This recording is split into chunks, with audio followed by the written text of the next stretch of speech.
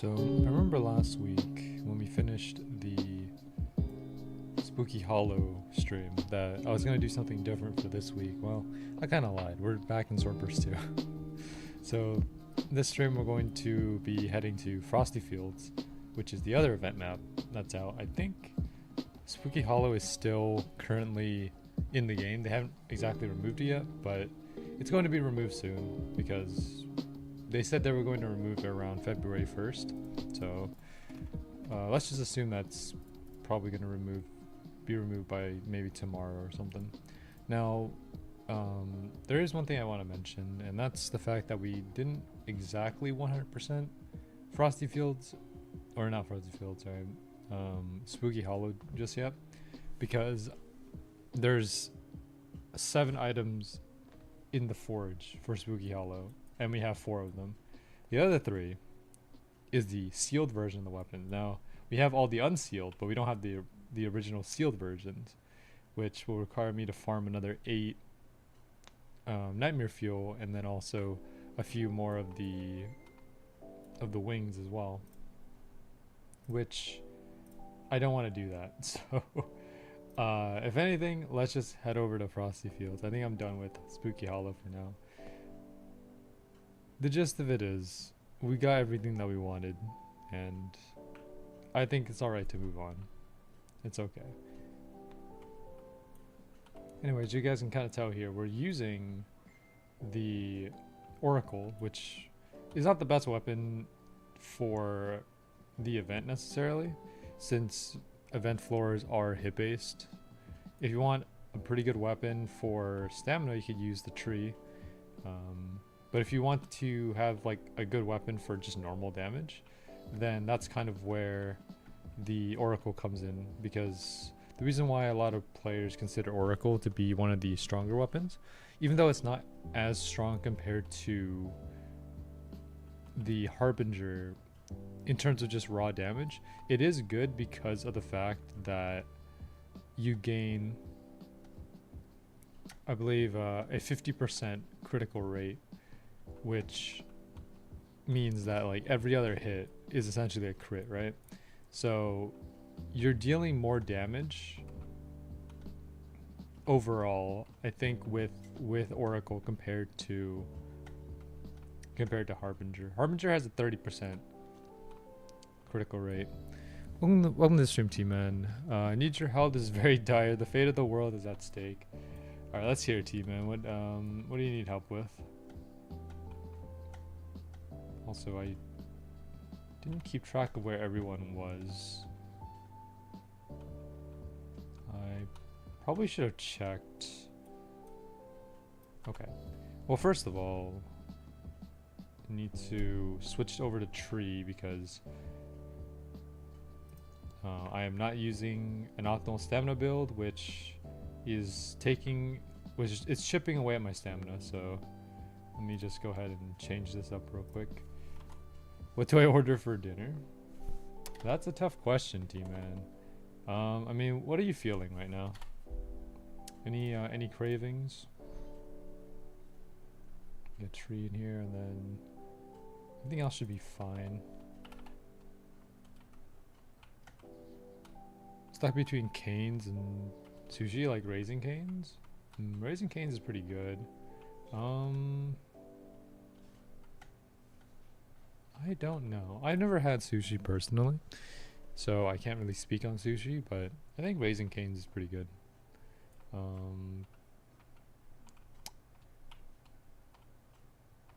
Yeah, I guess, I mean, if it were me to choose between the two, I would go with Raising Canes, but that's just based on me. Maybe Josh can have some input on this.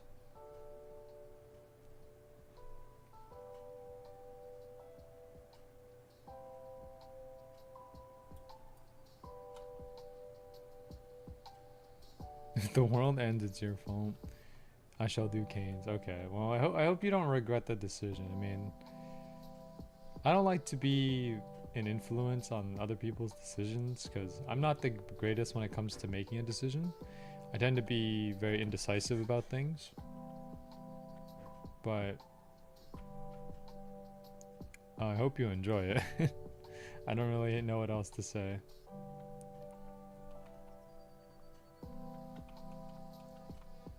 Yeah. So over this past week, I think this week has been pretty much of like a relaxing week.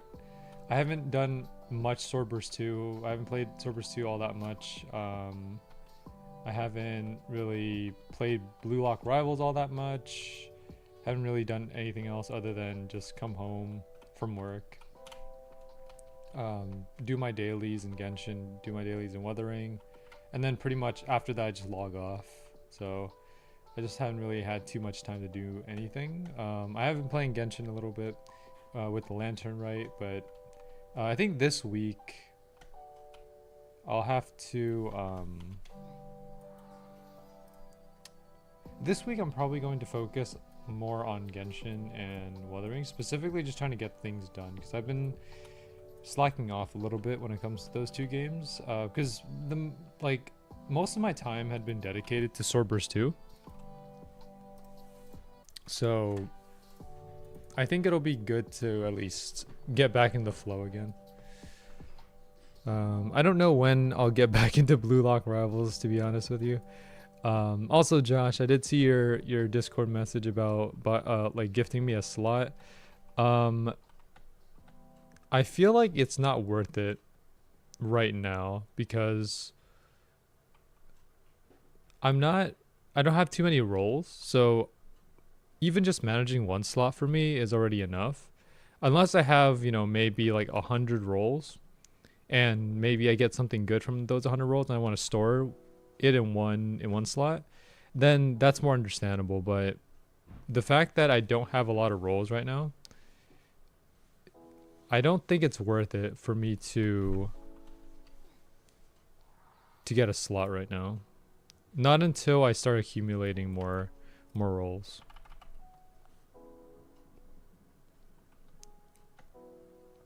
Like maybe once I get 50 or so, 50, 70 rolls. How many rolls do you think on average does it take to get a mythic?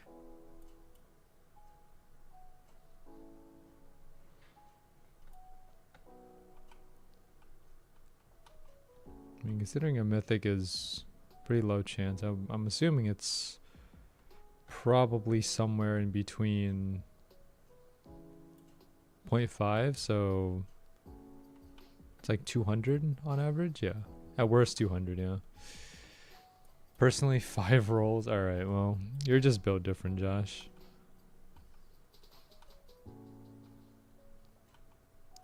So 200 rolls, yeah. So I wouldn't get another slot until around like 100 or 150. Oh, okay. Everyone's at Krampus. Okay. I'm not looking to farm Krampus. I wanted to find a Viroth server or a Cloth server. Let me see if anyone's posting in the looking for party channel. There's Terror server. Ooh, okay. Hold on. Someone's doing Viroth. Let me hop in here. Hopefully it's not full. Okay, we should be good. Alright. There's also lucky spins that give you a 5% chance. Oh, okay. Well, I mean, how do you get lucky spins? Is it just something that you get through codes, or you get them through dailies and such? Or whatever I think there's like a battle pass. Codes and dailies, okay. Yeah, I can't get codes for a bit.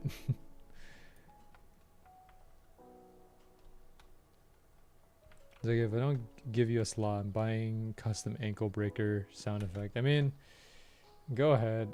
I think it's more worth it for you to buy that than to give me a slot, because I mean, I'm not going to be playing Blue Lock Rivals for a bit. I have other things I need to focus on right now. So just go ahead and get whatever you want. If you do 7 dailies, you get 2 lucky spins, both style and flow. Okay, that's good. I don't know. I'm probably gonna wait maybe until like Karasu and Otoya come out, because I'm pretty excited for Karasu. I'm sure you guys haven't like known. I'm sure you guys know how much I talked about him. Karasu is a legendary and Otoya is Epic they dropped today. Okay, that's good. Well, I mean, you know, if they're legendary and epic, that's fine. Like, I don't expect them to be mythic by any means because they're not super significant characters. I mean, the fact that Nagi is not a mythic means that Karasu and Otoya will probably not also be a mythic because I think mythic is reserved only for like characters that have a lot of popularity. Like, you know, for example, Shido, Reen, Sai, right? Aiku, right? All these characters are very popular and they're pretty significant if that makes any sense. I'm not saying that like, you know, Karasu and Otoya are not important to Blue Lock. It's just that they didn't play, like their impact on Blue Lock as a whole is not as strong as like someone like Rin and Shido. So yeah. Isagi's a MC and he's common. Well, he's the main character and a common because of the fact that also I don't know why I chose to I don't know why I came to Cloth when I'm supposed to be going to Viroth. But I mean, it makes sense why Isagi's the common because that's how he started, right? Isagi's a common because he was basically just an average Joe, or maybe even below average when he started. So it makes sense. And I mean,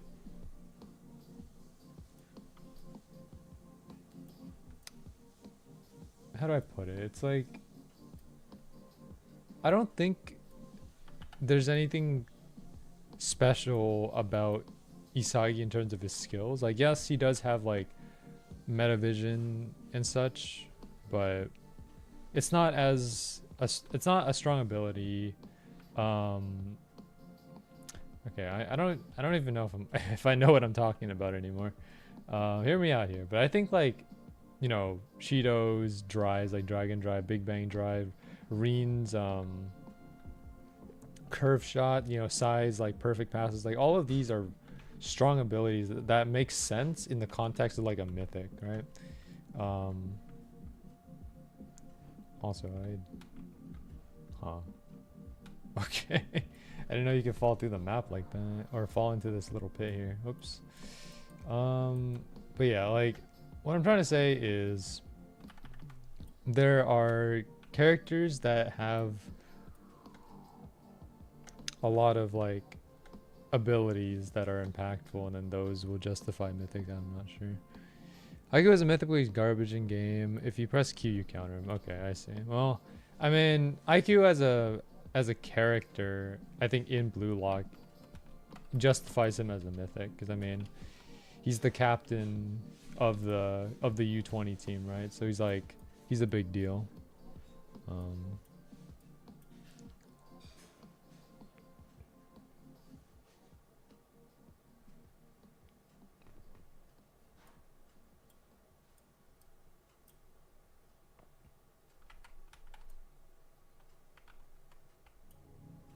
He's a noob stomper, but the second you face a decent player, you're basically playing without a style. I see. Do you know where Otoya and Karasu fall in the meta yet? Have you guys tried it or seen anyone talking about it? I'm curious, because I would definitely like to know where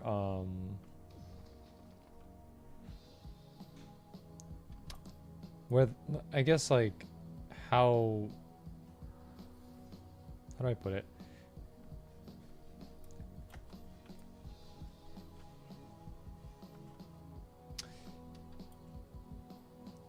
I'd like to know just what they do. Kanasu is basically a worse IQ, but instead of having 2 defense moves, he has a dribble move. Kanasu's flow is a good flow if you can't get a mythic. I see. Does he use his hands at all? Like, is his gameplay, you know, does it resonate from his from what's shown in like the anime at all? I mean, Ego did say that Karasu is like the #1 ball keeper at Blue Lock, at least in terms of that specific arc. I don't know if that applies to him now, but yeah, he's a good defender and dribbler. That's about it. I see. I mean, yeah, he is a defensive midfielder, so that makes a lot of sense. Karasu's flow buffs ball kick and increases tackle speed. His awakening lets him steal the ball if it's in mid-air. Okay, interesting. All right. Okay. And then I'm guessing like Otoya is like some kind of like ninja ability or something. I don't know how they would incorporate that.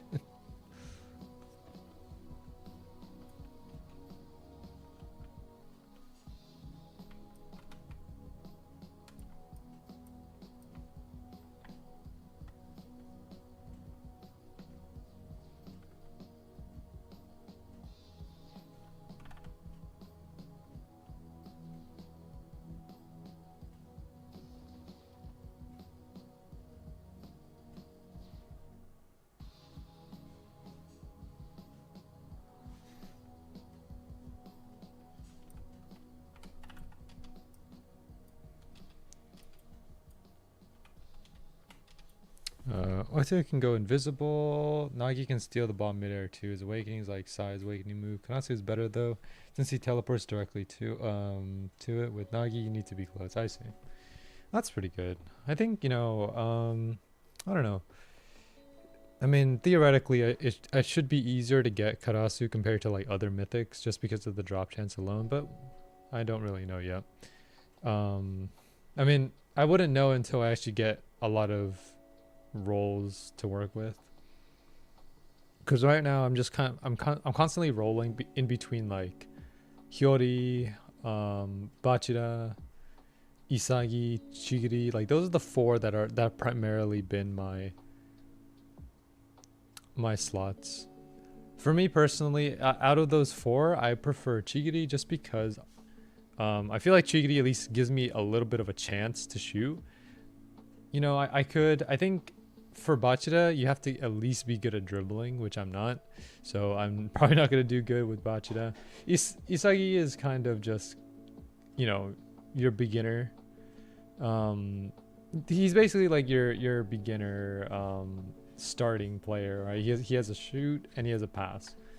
That's as basic as you can get, right? Hyori, pretty good at passing, very good pass. I would like to be like a passing support, but I'm at the same time I'm not exactly great at passing either, at least not yet. So yeah. Isagi is good at AI goalies. Hyori would be good for you since his passes home to their targets. I see. I think, yeah, like my strength personally, in terms of what I want to be in Blue Lock Rivals, I'd like to be like I guess the best way to describe it, if I were to describe this in like Genshin or like Wuthering terms, I would like to play the role of like a sub DPS. I don't want to be the main DPS. I like to be the sub DPS because I think I don't have the skills necessary in order to become like a main DPS, right? Like I don't have the skills to shoot properly. I can't really dribble that well, but I think if I'm a sub DPS, at least I can support by passing to the main to the main person. But also, if there is no one to pass to, then at least have like some dribbling so I can get the ball up, right? I think that's the most ideal thing for me. Just having the ability to make good passes, and if there's no one to pass to, then just be able to dribble the ball up and then eventually figure out where to pass to from there. That's kind of my ideal play style if I had to kind of name one. So yeah, Sai is good for that. Kanasu is good, decent for that, and Bachida is peak. Yeah, I think Bachida would probably be like good for me if I learn how to dribble properly, because right now I think the thing that I struggle with most is like just keeping the ball in general. I'm sure you guys have seen it whenever I play Blue Lock Rivals, I get the ball and then I kind of freeze for a second because I don't realize I have the ball, and then the second I realize it, I get stolen from. So that's kind of something that I still have to work on a bit. But other than that, I mean, as long as I'm able to just contribute, or at least make an effort to contribute, that's kind of the goal of mine. Because the last thing I want to be is just like a burden to the team where I'm just kind of standing there not doing anything. I at least want to do something, whether it's through passing or maybe even defending. Either way, I just want to make some kind of impact that would help out the how about the main striker in some way, or even be able to call shots where, you know, like essentially be a playmaker. So instead of like being the one to shoot, I'm basically creating an opportunity for the main striker to shoot, you know, like just finding opportunities to take advantage of and then utilizing the opportunities in order to you know, to win the game. That's kind of what I'm going for, but I can't really talk about any of that until I actually perform. Right now, if I were to put myself on a tier list in terms of how well I am at Blue Lock Rivals, I say right now I'm like a C tier. You know, I don't think I'm like terrible at the game, but I'm not great either. So I think C is like a good place because I know how to play the game. It's just that I haven't really mastered any of the mechanics of it yet. I'm still struggling on dribbling. Passing I'm okay with. I think I can pass pretty okay. Shooting is it's there's still room for improvement in terms of shooting.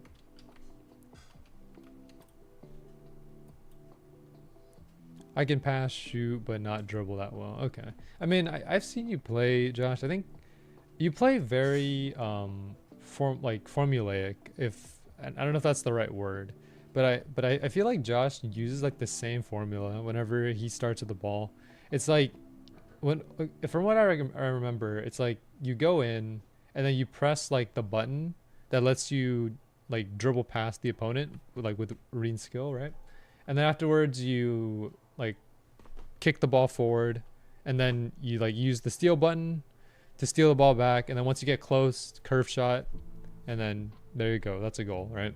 It's very formulaic, which I mean, it's okay to follow a formula because I mean, if the formula works, obviously you just keep using it, right? But sometimes, you know, it doesn't work, especially against like really good players who know like how to play the game.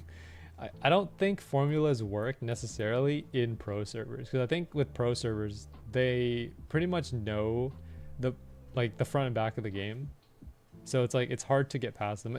In like, you know, mid-tier players, decent players, I'm pretty sure you could just use a formula and you'll be fine. Formulas do work if you change it up slightly. Yeah, I would agree. I think like I guess what I was trying to say is like using the same formula over and over again, like the same exact formula, is not ideal because of just like, you know, because of the fact that it makes you predictable essentially. But if you use your formula and then, you know, create a mix up somewhere within there, like maybe in the beginning, in the middle, or at the end, if you do that, then you can at least become somewhat predictable. But it's somewhat predictable, but you'll at least have like some advantage if your opponent doesn't expect it, is what I'm trying to say. Catching people off guard is something I love doing. When I go to score, I always fake the first few times to do a delayed shot. When they learn that I fake, I see. Yeah, I think like another thing too is just like mind games. Mind games are a big thing when it comes to like PvP, because being able to get inside your opponent's head and like just kind of mess up their way of thinking is pretty crucial, because the more you do that, the more likely they are to like not know what your next move is. And once you confuse your opponent that much, you can pretty much just win the game. It's not true unpredictability. It's just conditioning your opponent to be like in a state where they don't know exactly what to do next, right? So, because I think there's a difference between like being truly unpredictable and then conditioning. And it's easier to do conditioning rather than true unpredictability, because like like my definition of what true unpredictability is like you're able to be unpredictable with everyone, right? Like every single person that you play, you're unpredictable against. I think that's what true is. Conditioning is like, okay, well, I'm gonna play against this person, and I know that this person doesn't do good in like dribbles, or doesn't do good in shooting, right? So I'm going to like, take advantage of that and try to condition them into like in a way where I can become unpredictable. I think that's kind of like the easier thing to do. Because I mean, if you play against people enough, you figure out what they're good at and what they're not, and then based on that, you just figure out a strategy on how to beat them. Doesn't apply all the time, because I think most times whenever you're playing Blue Lock Rivals, you're always in a random public server, so you're not always going to get the same people twice. There might be like some kind of standardized way of playing, like everyone uses like the same base formula, and then they just modify it a little bit to their style. Like some people like to dribble with the headbutt, right? Like they use the head like to dribble, right? A lot of people like doing that. Sometimes people like to just dribble on the ground. So it depends. There's a lot of different things, I guess to really think about. I like to hit the ball on the top of the goal and let it come back to me, then do a volley. Sometimes I do the fake out twice. I see. Interesting. Yeah, I think overall, it's just kind of learning the best way to, I guess, like, the essence of getting good at Blue Lock Rivals, I feel like, is just getting to a point where you're good against anyone.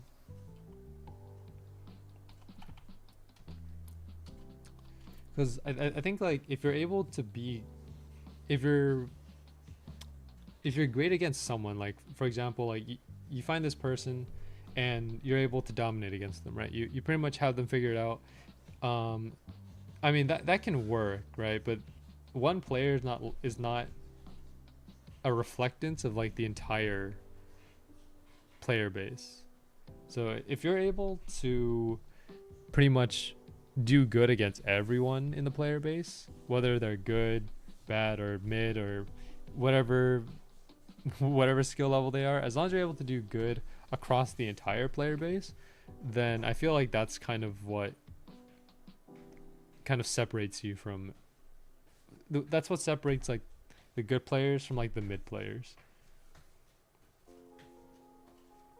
Because I think mid players, right, are good in certain conditions, right? Like if this condition is met, then they're gonna do good.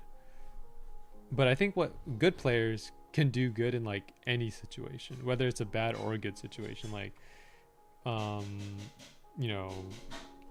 sometimes you might be down like 4 points, and the next point you're just gonna end up losing. But I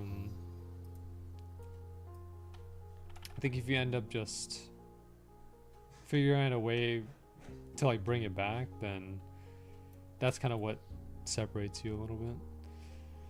I found that due to the skill ceiling being low, you can see the same methods. That's the thing. That's what I meant by like standardized playing, where like eventually, like if the skill ceiling is low, then there's I guess like some kind of standard method that everyone uses to play.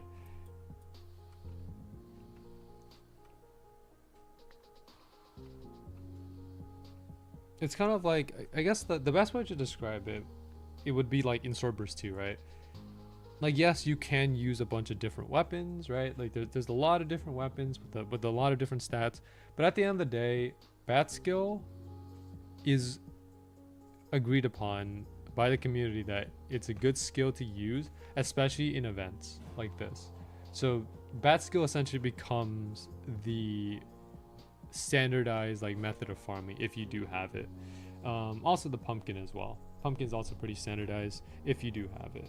Which, yeah, but I mean, Pumpkin is good because speed boost plus lifesteal. So I mean, there's not many things that can replace this, at least for right now. But as I was saying, yeah. So eventually, you know, people will figure out a way that just works. Like there's always this one standard trick that kind of works against everyone. I mean, you know, I'm trying to think of an example of like of something standardized. Maybe it's just like shooting, I guess. Like, you know, there are certain angles in Blue Lock Rivals where that everyone uses. So like, I mean, those are pretty standard.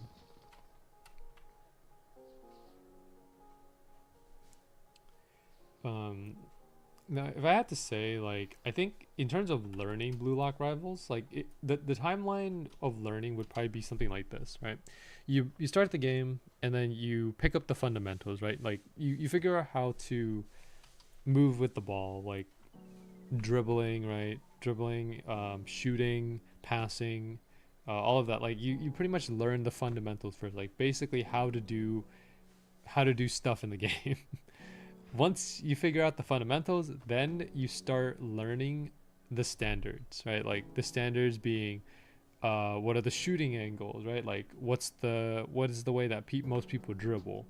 How do people steal the ball, right? Like the standard stuff.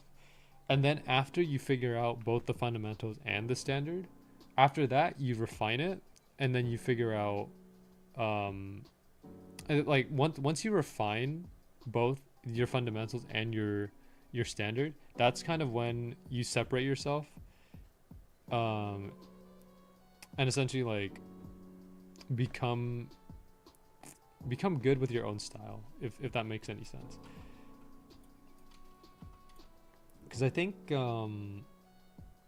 at some point I feel like good players find their unique play style. Like maybe you can get away with being a good player but like by using a formula, but I don't think using a formula all the time will always work. So I think there has to be a point where you kind of separate and start making it into your own style.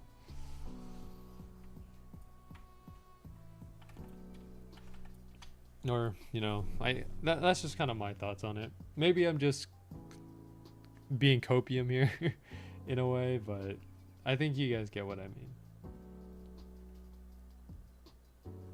Either way, just yeah, I would just go with that timeline. If anyone here is looking to pick up Blue Lock Rivals, I would just say learn the fundamentals, learn the standards, and then after that refine those two and make your own style, and then from there I think you'll be able to do pretty well. It's easier said than done, obviously. You know, not everyone learns at the same pace. Some people are fast learners, some people are slow learners, but as long as you take it at your own pace, you know, just whatever you feel comfortable with, you can go into it. Because I think anyone can get good at Blue Lock Rivals. It just depends on how much effort you want to put into getting good.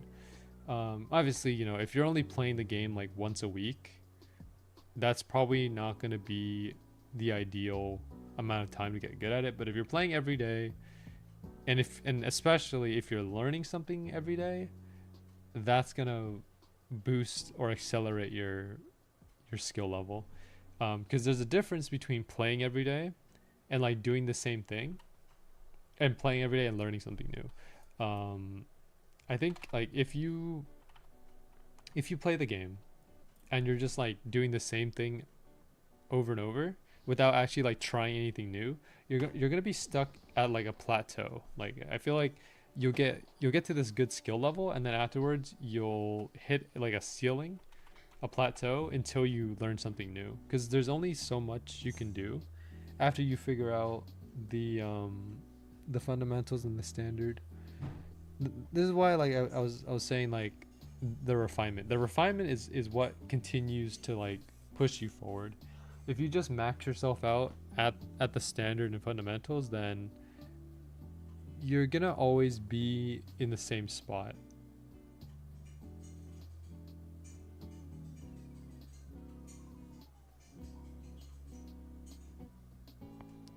But I don't know.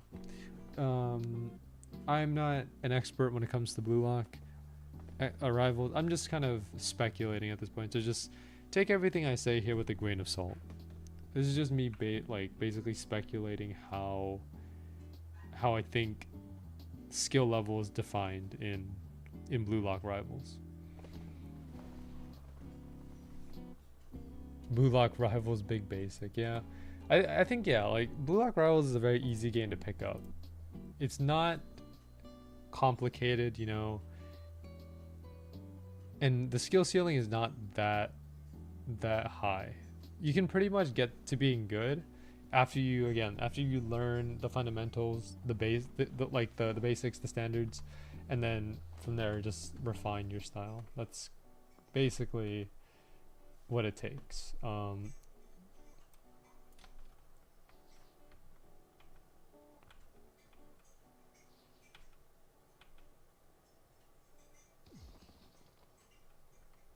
And it's only like that because like the game is not that complex. You know, like there are other games out there that feel a lot more complex because there's multiple factors to think about. In Blue Lock Rivals, it's like, okay, you think about like your flow, your style, and then after that, you take into account your, I guess, your personal talent or like your natural talent is what I'm trying to say. So you take your style and your flow, which is stuff that the game gives you, plus your natural talent, which is like how good you are at the game naturally, and then you add those two together, and then that will pretty much like give you a basic rundown of like how good you are in the game. Because I mean, the game is not necessarily all about natural talent, right?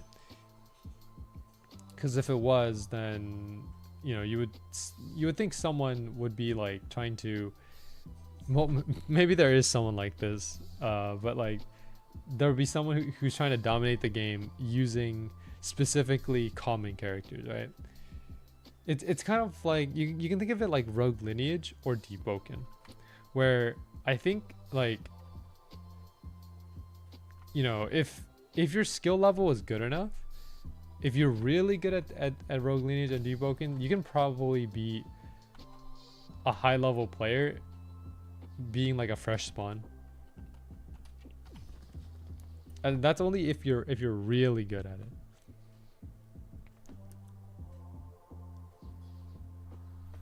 But I guess what I'm trying to say here is like,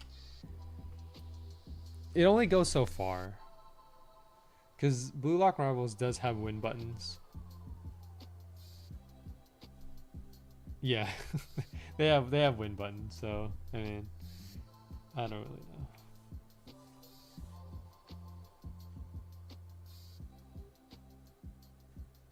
Anyways, in terms of how long we're streaming today, I think we might go for like 2.5. We're not gonna go for like the 4 hours that we did with the Halloween stream, or the Spooky Hollow stream, just because I don't think we're in that state yet. I mean, part 2 of the winter event still has to release, so we probably won't do the long streams until like near the end of the event, where we actually have to start getting stuff.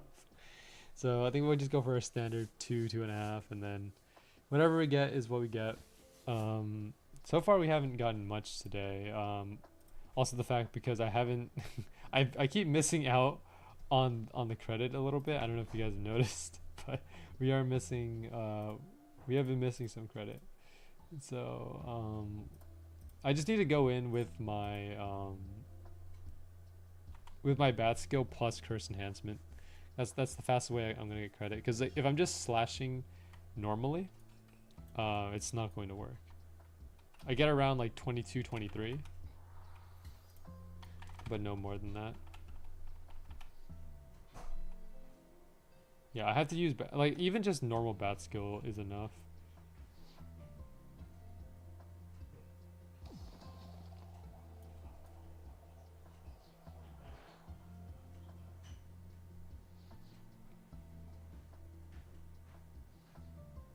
lifesteal is not that great until you actually because the way that bat skill works is because bat skill basically just does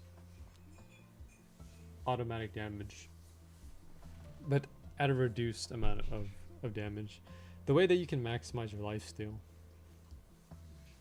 is by just slashing your weapon or doing a lot of damage, essentially just like nuking a lot of damage at once. And the easiest way you can do that is just like using curse enhancement, and then maybe like a sword skill or something if you want to max out curse enhancement plus like, I don't know, infinity slash or something with the dual wielding, unless there's a skill that lets you do more damage than that. That's the best way you're gonna get a lot of lifesteal all at once.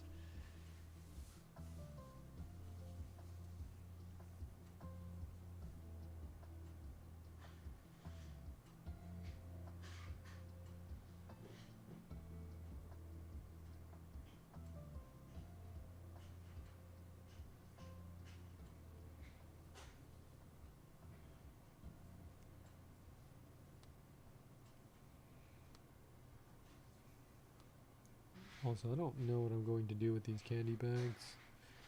I still have upwards of like 20,000 of them in my inventory. There's just no reason for me to open them anymore, because most of the candy bags just give me candy, but after the Halloween event is over, then there's no point in using the bags anymore, unless you want to get more candies or weapons, but I don't really see the point of that, because candies are primarily used as like a crafting material. So if you have nothing to craft, then you know there's just nothing there. There's no purpose for it. Let's see, 8,000 pity to get ourselves Fractured Falls. I would like.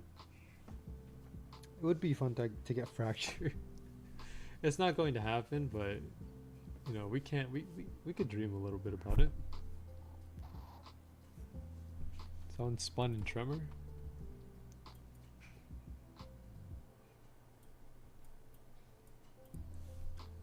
Yeah, we can always dream. Found a strategy, or me and T-Man found a strategy. What's the strategy, Josh? Let's hear it.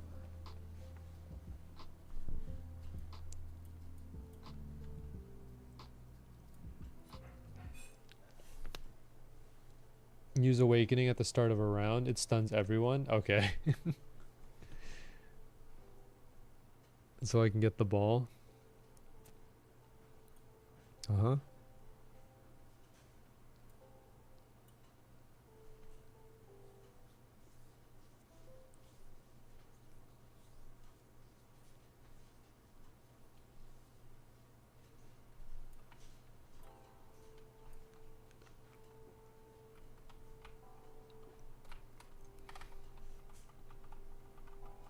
That is that the whole strategy? Just using the Awakening?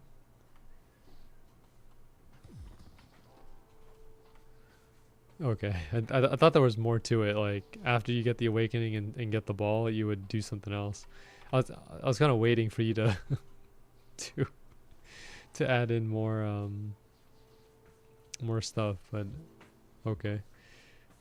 Stops the other center forward from being able to grab the ball. I mean, yeah, that makes sense.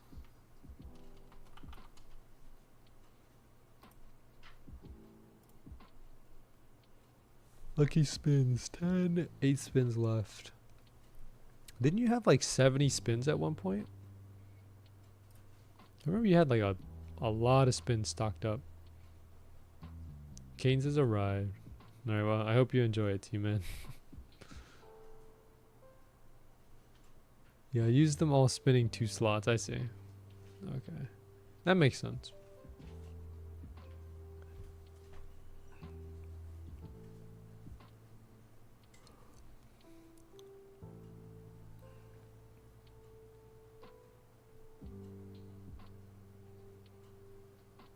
Yukimiya took 3 lucky, Sai took 100 spins, then a day later I got him with 1 regular spin.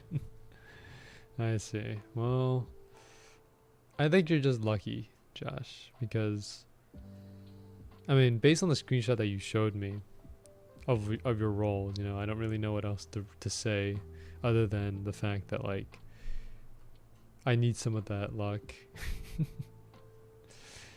Not in Blue Lock Rivals, but just like in other games specifically, especially Swordburst 2, I need that luck.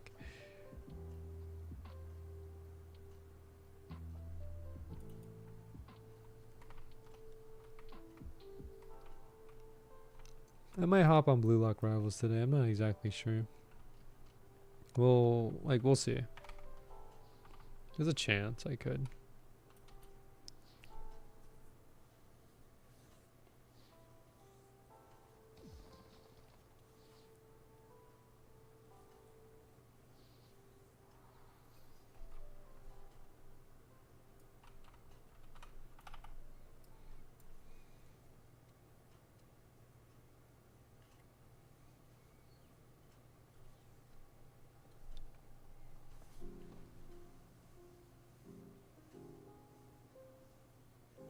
I don't know about streaming Blue Lock Rivals though. I might not stream Blue Lock Rivals until I get pretty decent at it, because I think that would be more entertaining to see, like, because honestly speaking, I think it's more fun to watch someone who's good at a game rather than like someone who's trying to learn the game, you know? Because when you watch someone who's good at a game, it's like, okay, it's, I guess you get to like see their thought process in a way. Honestly, the game is more fun when you're a bad personally making dumb plays fun. Yeah, I think so too. Like I think the learning process, like, okay, there's a difference between like watching someone learn and then learning something yourself, right? Because like if you're watching someone learn the game, I don't think it's that entertaining. But like you yourself, if you are learning it, it's pretty funny. It's pretty fun to do as well, because I mean, you basically have no expectations of yourself. You don't know anything about like how good you are at the game, like, because my thoughts are like, okay, once you get good at the game, it's kind of like, okay, you just have to like try hard every time.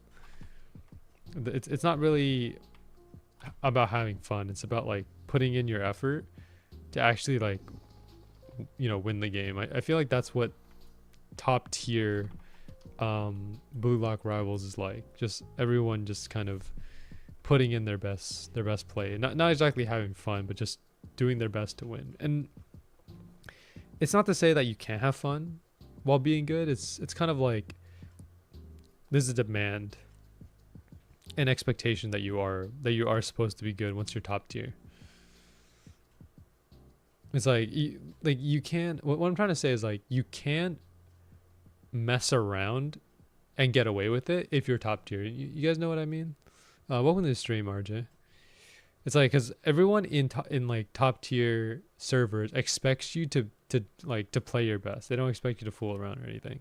Obviously, yeah. And as Josh is saying, in private servers you can have fun. Like no one cares because private servers are private servers.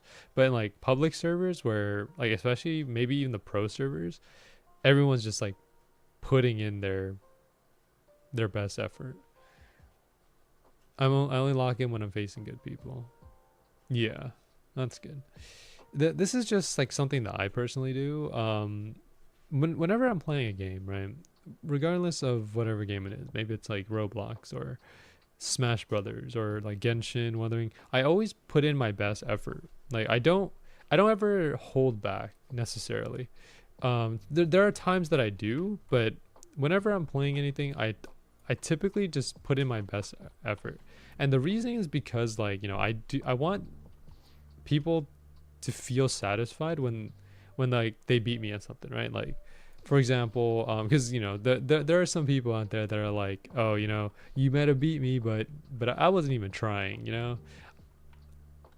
You know, like you can't beat me when I'm at 100%. Like I've encountered many people that are like that, but for me, I always put in 100% when I'm playing something, especially like in Smash Brothers, because I feel like it's more satisfying for Josh to know that like he beat me when I'm actually like trying my best, you know, because it's such a good feeling.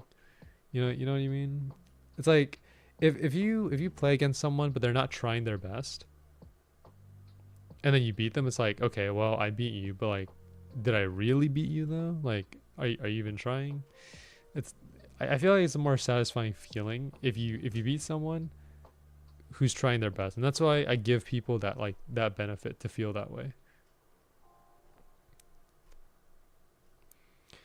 Did you try playing Arcane Conquest? I haven't tried it yet. I had Josh was talking to me about Arcane Conquest a lot. He sent me a bunch of screenshots, but I haven't tried it myself. I'm just not too interested in it.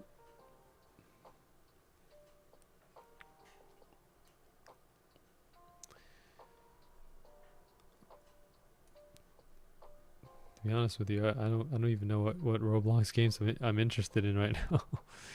I might just try looking around and seeing what's fun. But I also try to be careful when I'm looking for Roblox games, because I don't want to join Roblox games that are like low in players, because like it might be dangerous, you know. Like I don't know if you guys have heard of like the Crosswood situation on Roblox, but that's still a thing. So I got to be careful with the games that I play. I feel like you enjoy a Persona game. Are you trying to get me into Metaphor, T-Man? I saw you playing it earlier through Discord.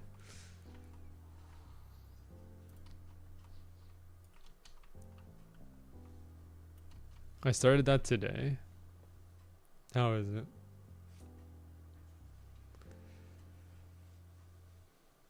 Is Metaphor like any different from Persona, or is it like the same type of like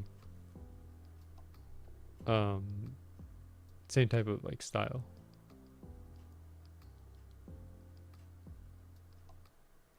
It's more like some like okay, hold on.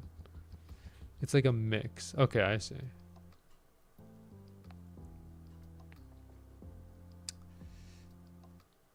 You know, I think like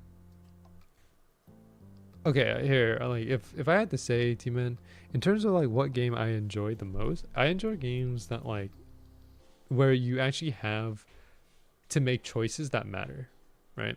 Like for example, you know, the Genshin Archon Quest, for Not Spoilers for anyone who's playing Genshin right now, but basically like that quest where you make decisions and those decisions actually have an impact on like the map itself. Those are the types of games that I enjoy the most. Like games where your decisions actually have like have an impact. And I think like that's why I enjoy something like Phoenix Wright a lot, because the thing about Phoenix Wright is like, okay, it's a game where you figure out something, right? Like you're in the court, you pull out evidence, you try to like, you know, break their statement, and depending on how well you do in the court case, you either solve the case and, you know, and like defend your client, or your client ends up being found guilty, right? That the thing that kind of holds me back from Phoenix Wright is the fact that the game kind of holds your hand. And what I mean by that is like you cannot progress in Ace Attorney unless you have all the evidence. So like for example, when you're in like the investigation, right? The game will not let you progress into the court case unless you've collected every single piece of evidence that the game offers you. And then once you have all the evidence, you go into the court case and you do your thing, right? I'm looking for something where like, okay, where the game doesn't tell me if I have enough evidence or not. It's like it has me collect evidence, right? But it doesn't tell me if I have enough evidence, and just lets me go into the case. And depending on whether I succeed or not is dependent on whether I can prove the case with the evidence I have.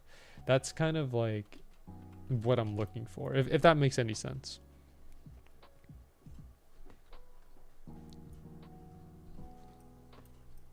Because I don't think we have anything like that in Roblox. Like I don't think Roblox has any detective game necessarily. Like you know, they're the closest thing that you'll ever get to like a detective game on Roblox is like escape rooms. Escape rooms is the closest thing you'll get. I don't think there's anything else that comes close.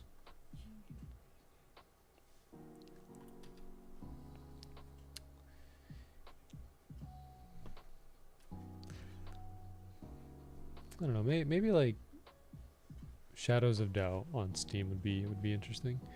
I've been playing Blue Heater 2. How do you like it, Josh? I haven't played Blue Heater 2 yet, so I don't have any opinions on it, but do you recommend it? Games, okay. That's good to know. I played Shadows of Doubt. I refunded after an hour. I mean, isn't Shadows of Doubt does have like some horror elements, right? Yeah, that's the thing. I think you just refunded it because it had horror in it, man. I don't know, like I don't mind having okay, you know, maybe that's why I like Phasmophobia so much, right? Because the thing about Phasmophobia, well, Phasmophobia doesn't have consequences. It's like, okay, like whether you get the ghost right or not, it like you get more money and stuff, but there's no overarching story in Phasmophobia. But the thing about Phasmophobia is like you can leave if you don't have all the evidence. Like you don't have to collect all the evidence and but like before you leave, you just go in there, like put down your equipment, find whatever evidence, and then once you figure it out, you just leave, right? That's kind of the gameplay that I like. But the thing about Phasmophobia is like, again, there's no overarching storylines. It's just you going investigation after investigation. If you incorporate a storyline into Phasmophobia, and depending on whether or not you get like your guesses have an impact, that's kind of what I'm looking for. Okay, to give like a brief rundown or just a summary of what I just talked about. So in terms of what games I'm looking for games that have impact, like where your decisions matter to the overarching story.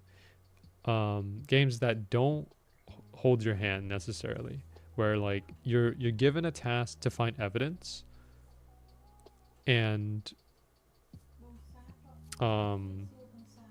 like you're not like the game doesn't require you to get all the evidence before you proceed. You can proceed without all the evidence, and then based on like whatever you use the evidence for, like I don't know how to phrase it. It's like a game that doesn't hold your hand lets you get evidence, present that evidence, and like I guess in a way make your case, and whether or not you solve that case or not has real impact. Has real impact on the storyline.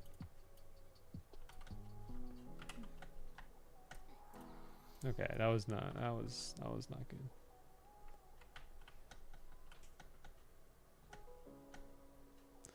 Impact. Do I got a game for you? All right, let's hear it, team. What do you got?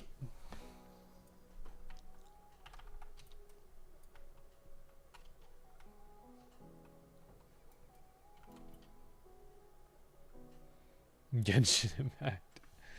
Whoa, Genshin Impact? No way.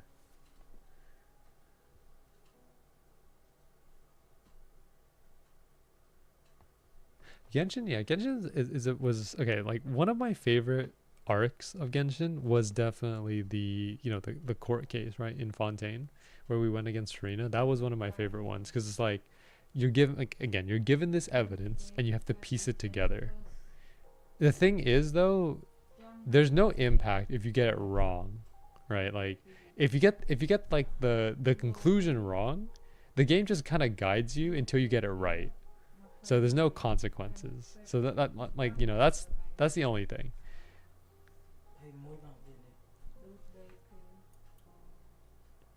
I didn't pay attention during it, so I just clicked randomly to solve it. I guess what I'm trying to say is like I like games where you can feel smart, right? Where you feel smart and where you're given pieces of the puzzle and you have to solve you have to solve the puzzle with whatever pieces they give you, and if you don't solve it correctly, there's a punishment, or there's like a negative impact on your gameplay. So that's basically what I'm looking for. And I don't think Roblox offers anything that's close to that experience. There are escape rooms where like you blow up or you end up dying if you don't escape the escape room, right? But I mean, that's not like that's a one-time thing. It doesn't affect the overall storyline. Blue Heater 2 is coming out of alpha soon, so also I just don't like fighting the mobs. They all have simple attacks. You can just walk around them to dodge unless they have some type of range. I see. I mean, yeah, I don't think I'm going to be purchasing Blue Heater 2 personally. Not that it's like a bad game or anything. It's just that it's just not something that I'm too interested in right now. Blue Heater 2 sounds like a cash grab. I don't know. That's not for me to decide. I don't know too much about it, so I can't really say. But I think I'm going to pass on it. Swordburst 3, though. Swordburst 3 is looking pretty tough right now. I don't know. I think... I don't know if Swordburst 3 is officially over.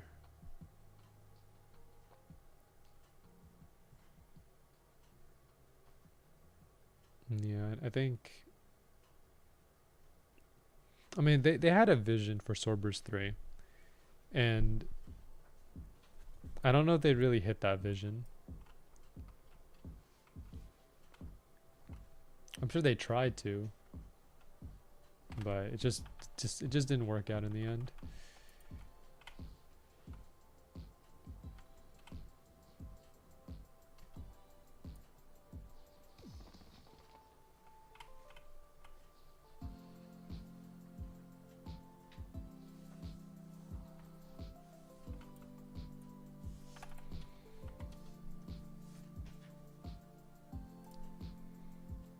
Also, we're currently running boost right now, so it'll make it easier to get some of these items, except we're not getting anything. We need this one, this item right here, which is 0.25. It's 0.75 with the boost. This one, 0.16. Also need this one. Should I buy the sound effect for ankle breakers? Sure. I mean, if it's something that you want to get, sure.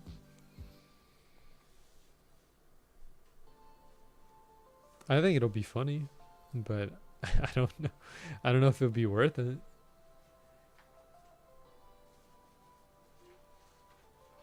Every time someone gets ankle broken. So wait, so it's a custom custom ankle breaker, right? So can you put any sound, or does it like are you just able to put anything, or do you have to choose from their like library of sounds?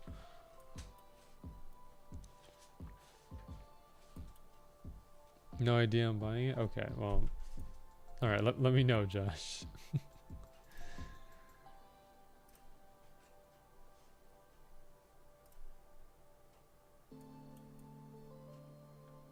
It's 149 Robux for that? Okay. Goal sound, awakening outfits, angle breaker sound. Man, alright, well... you know, I'm not here to really... I can't really tell you what you can and cannot get. I just hope that you have fun with it, Josh.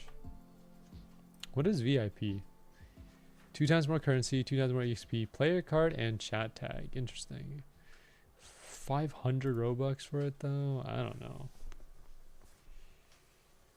I mean, 2 times EXP is pretty good if you're trying to get to a certain level. 2 times cash also, if you're using cash for rolls. Stuff, but no, I'm good.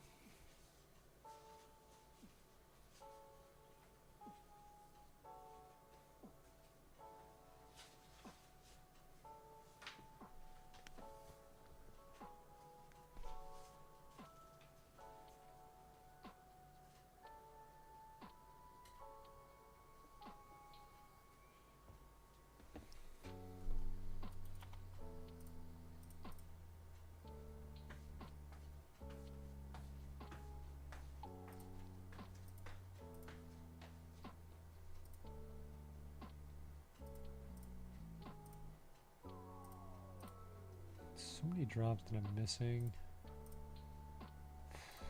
Because Krampus is, yeah, like my Krampus is pretty much done except for Catastrophe. So I don't want to go to Krampus.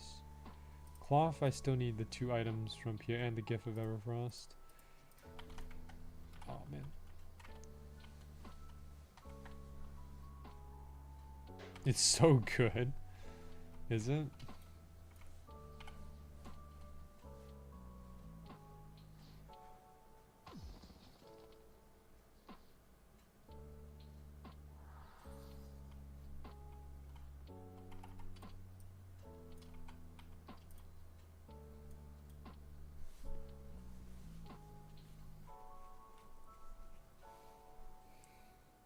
Well, I'm glad you enjoy it, Josh. That's great. I don't know what else to really say.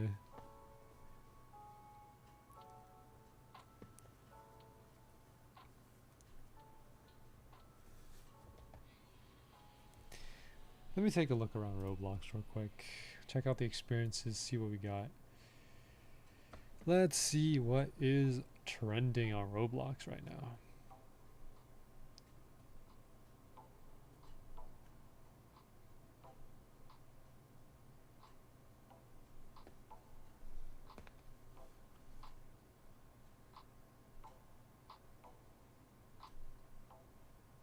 What is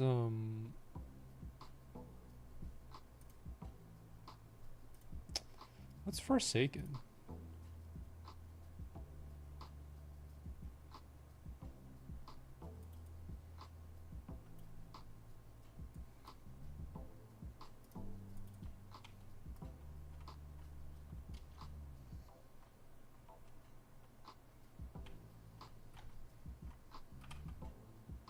Looks like some kind of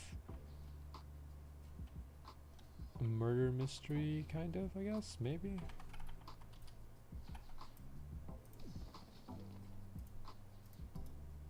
I guess it's pretty cool.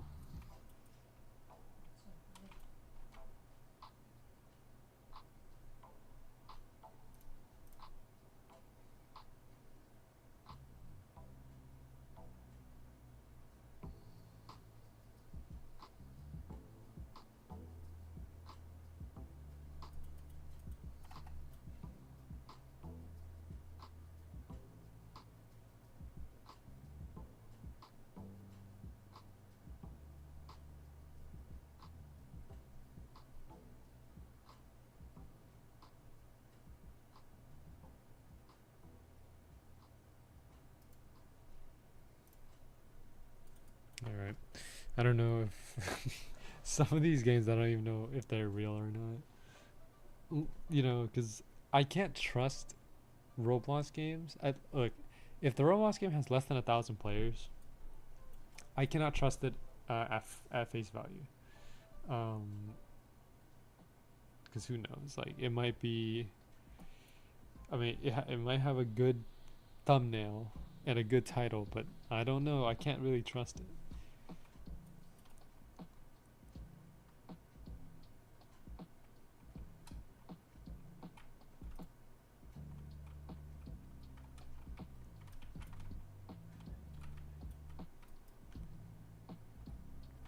All right.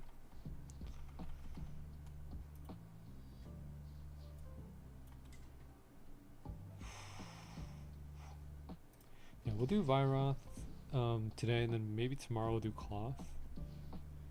Yeah. Vyroth today, Cloth tomorrow, see if we can get any legendaries. We have not gotten a single drop today. Which is, I don't know, it's frankly, it's it's definitely something.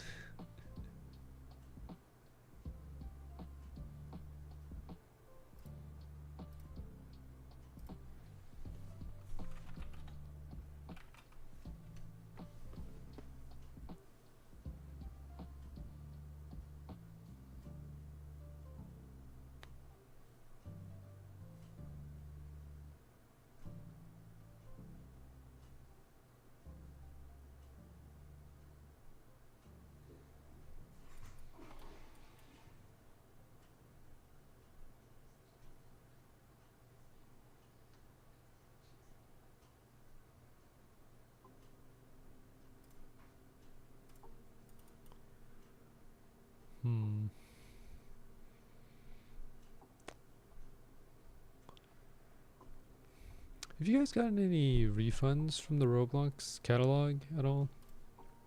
I know that Roblox has like issued a bunch of like, I guess like refunds for some items. Like I guess a few times. Okay, because I haven't gotten any. It's probably because I haven't bought anything that's like copyright worthy. Because I know that Roblox has been getting rid of like all this copyright and all the junk off of the Roblox catalog. So because they're getting rid of it, whatever you paid for that item, you just get it back. So if you paid like 50 Robux for an item, you get that 50 Robux back.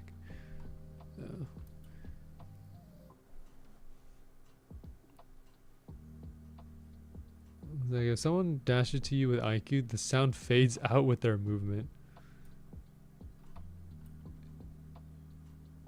I'm trying to imagine it. I mean, yeah, it could be funny.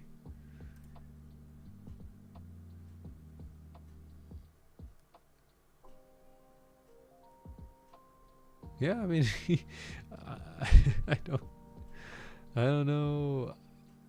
Like, I'll have to hear it in order for it to be funny. But I mean, I can imagine it kind of.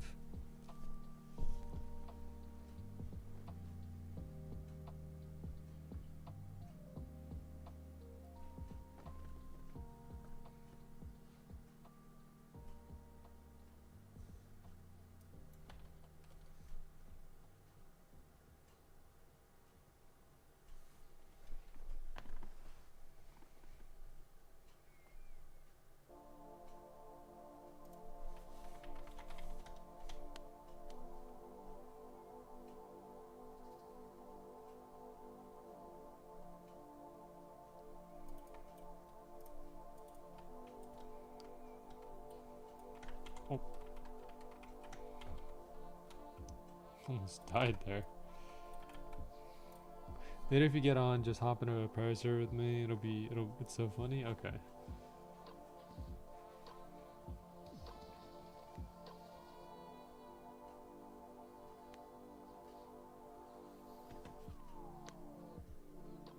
Go walk my dog. See y'all soon. All right. See you, Josh. Have a good walk. All right. We'll be on for another 45, and then we'll call it a stream. And then I'll maybe I'll hop on after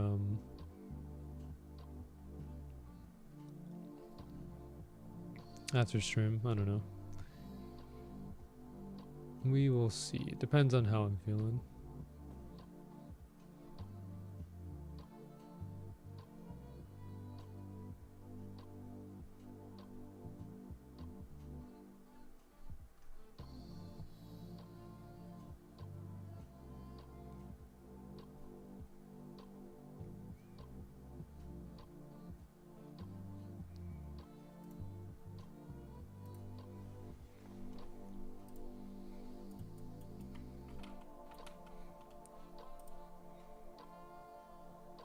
Also, if I'm not talking as much, it's just because like I'm looking at some other stuff here. Looking at stuff like some games on Roblox, other stuff here. I'm trying to find what my next game will be on Roblox. I just don't know what it's gonna be.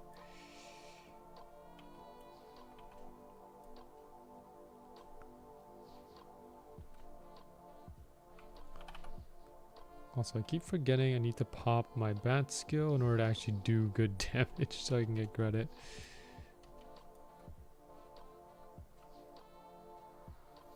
There we go.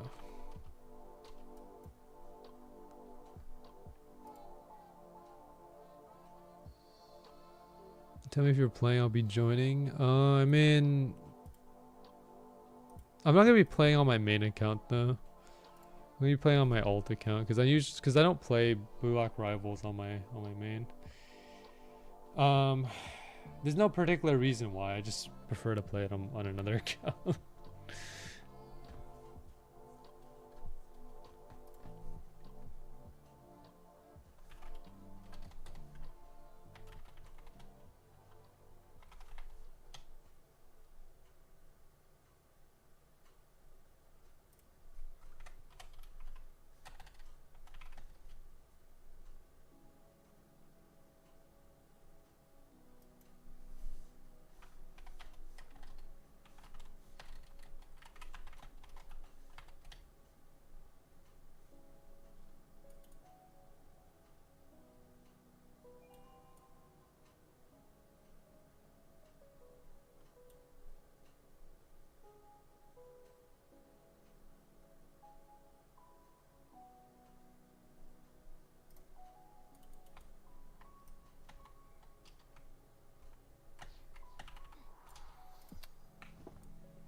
forgot.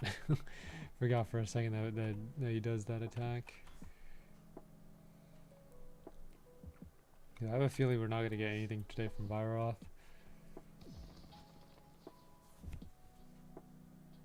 Okay, at least we got our credit though. Getting credit with Vyroth is not that hard. Oh, we got Arctic Ignition. Just as I said, we're not gonna get anything. I think we already have Arctic Ignition though. Yeah, it's right here. We already have it. Not what we needed. It's also the 1 in 500 as well, which is surprising because we're not looking for these ones. We're looking for this one, which is a 1 in 400. So we happen to get one of the 1 in 500 instead of the 1 in 400. There's also one in 625. That's gonna be tough. Okay. Well, at least we got something. Let me take a look at the Swordburst 2 wiki very quick. Need to go to Vyroth, see what these other drops are. What is that? Vyroth's Breath? Oh.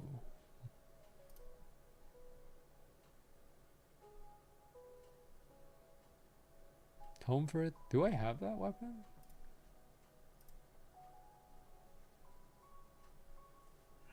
It's a katana.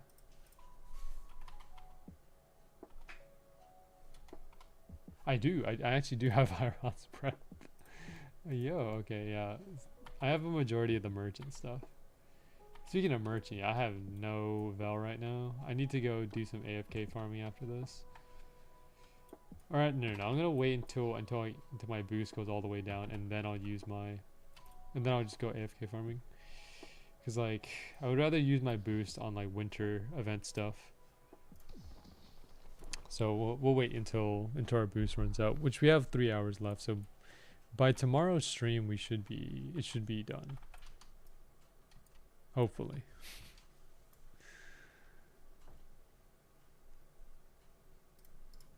So Vyroth,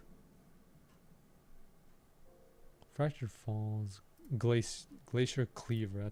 That's the one in 625, and then the other one is Midnight Fury, right? Yeah, Midnight Fury. 0.25%. I mean, they look pretty cool, but getting them is another problem. So we'll just have to get lucky. As for cloth, I believe it's Guardian's Icy Fang and Luminous Blade. Yeah, because Atomizer, Abridged Amethyst, Nutcracker, and Winter Merchant were all the old drops. And then there's also Gift of Everfrost as well, which...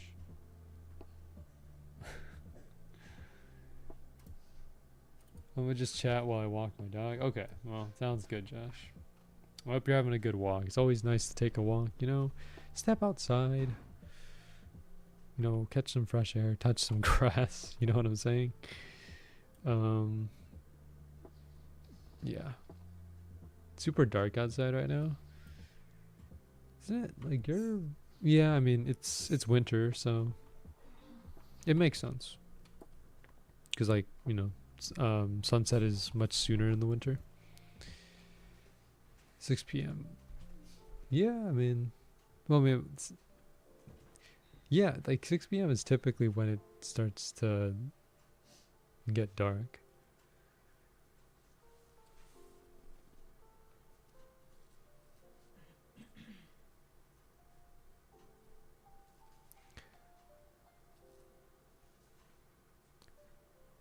I don't know. I hope you're safe out there, Josh, because like, I just don't feel safe walking in like darkness, especially outside, where, you know, I don't know. It's just thinking about it gives me the chills.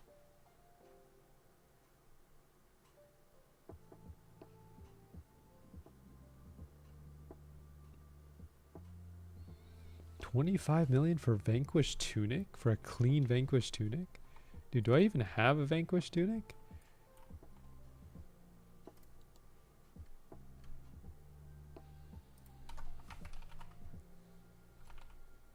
I don't. Well, unfortunate. I wish I had enough to buy gold effects too, but I spent Robux on revives and shrimp game. Why would you do that, Josh? Did you really want to win that bad in shrimp game?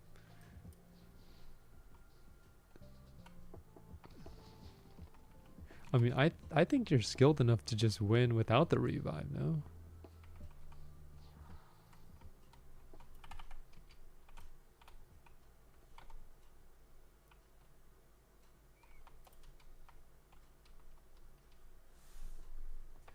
I was playing with my sisters. Like, did you revive for them, or like were you reviving yourself?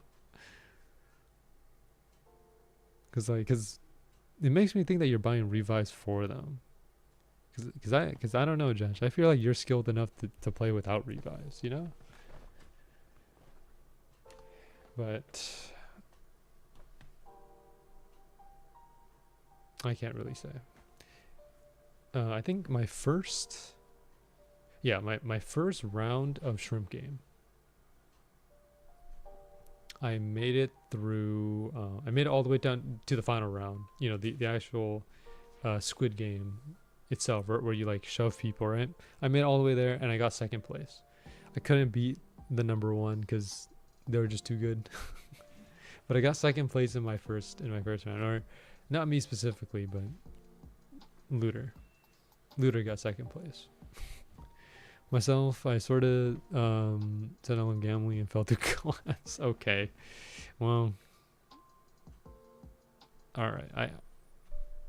Yeah.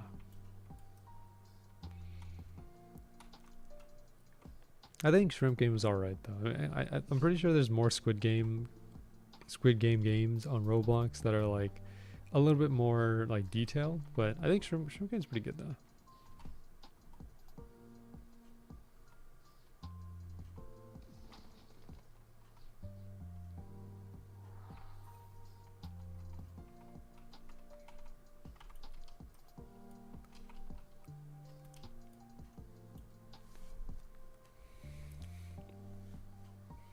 It's like impossible to fail the last jump in the glass since you jump far enough to reach the small step. I see.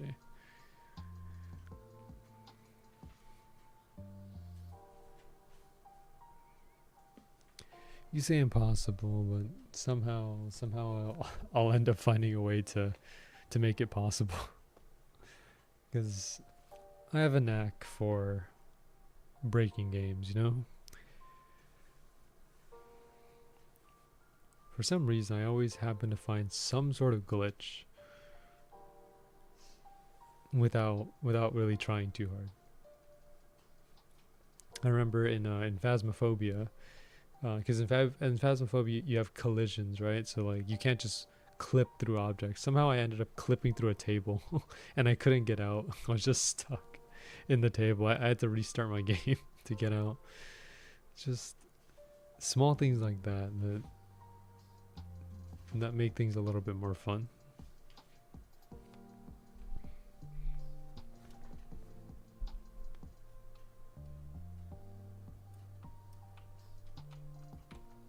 Hold on. I have to wait for his attack.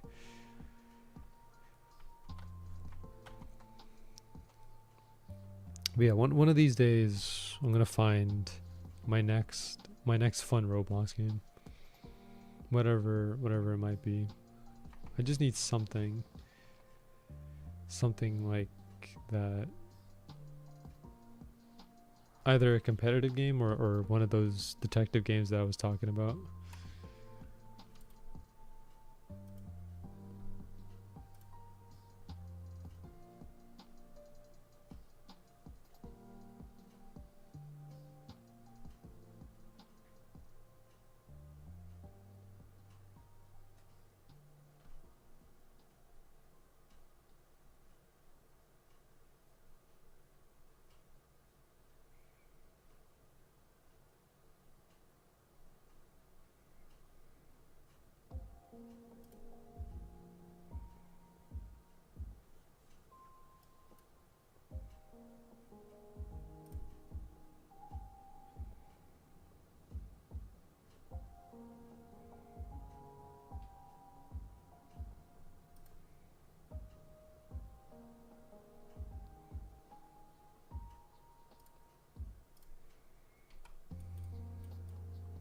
For me, my fun game is Arcane Conquest right now, but hunting for the False King title is a pain. Okay. What are the requirements for it?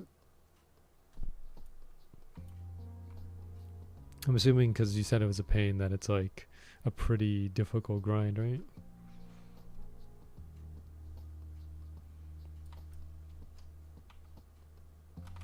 Dude, okay, I keep forgetting every time. Every single time.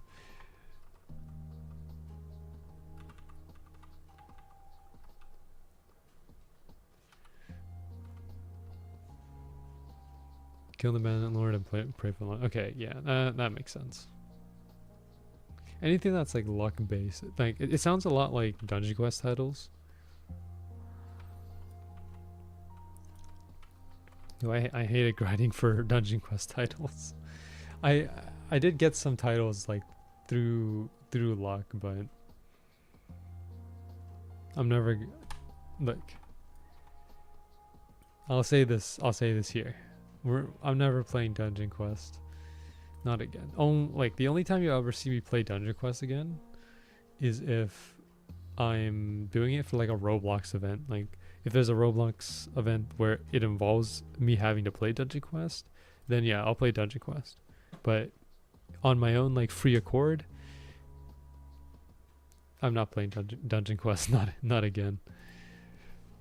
Look, there's nothing wrong with Dungeon Quest. It's just that I can't get myself to experience it the same way that I did back then. Because I'm sure you guys, if you guys remember, I played Dungeon Quest. Like I went on a whole Dungeon Quest marathon for like a couple weeks, and then eventually I just gave it up because I just wasn't interested anymore.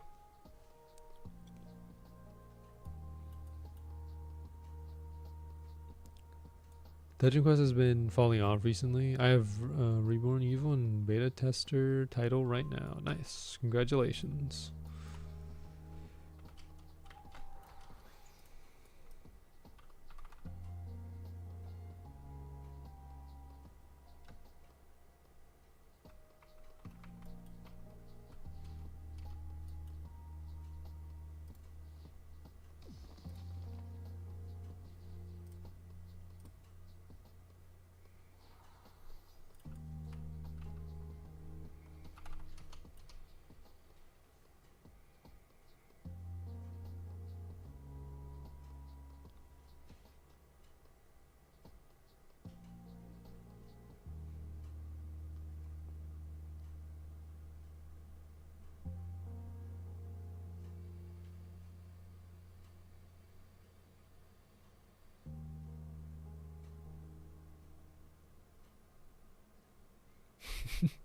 Every time I look at Roblox games, I always come across this one Beyblade game, Blader's Rebirth.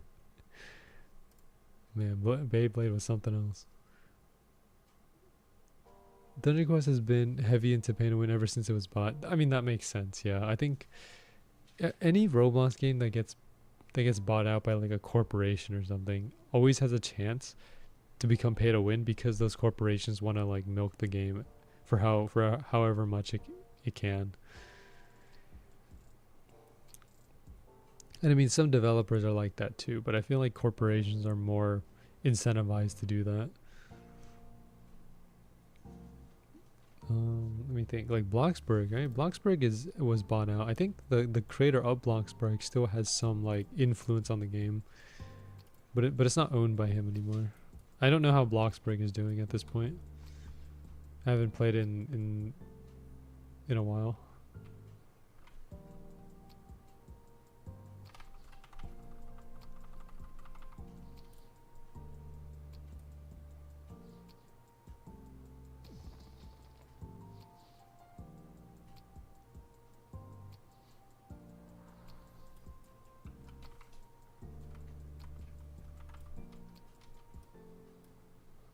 Last week has been the exact same, although people hate that it became free to play. Oh, okay. I have something to share about that. I mean, look, I don't mind that it became free to play. Like, I don't mind that Bloxburg is not 25 Robux anymore. The thing that kind of grinds my gears is like, you remember the Looter account, right? Looter account is like permanently free to play, but there is one purchase that Looter has only done. One Robux purchase that Looter has done, and that was a purchase of Bloxburg for 25 Robux. I don't remember why I had Looter buy Bloxburg. There was probably some obscure reason why I did that, but it's been lost to time now. But now that Bloxburg is free, those 25 Robux that Looter spent is just like, man. So Looter is not technically, like, he's free to play, but his account transactions don't confirm that 100% because of the Bloxburg purchase. But ever since that one, he's never spent a dime. Looter has 1,000 Robux on his account, which he's never spent.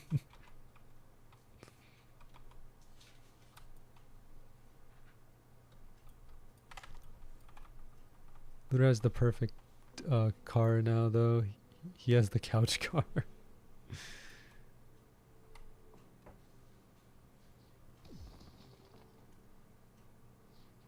You know, honestly, in terms of like speaking of cars, though, like, I'm glad that Dusty Trip allowed us to keep the cars from the Roblox event, because there was a Roblox event. I don't know if you heard of it. It's called the Winter Spotlight. I did a stream of it a couple of times, but basically that Winter Spotlight for Dusty Trip, if you completed it, you get to keep the car. And the car, like, there's two cars.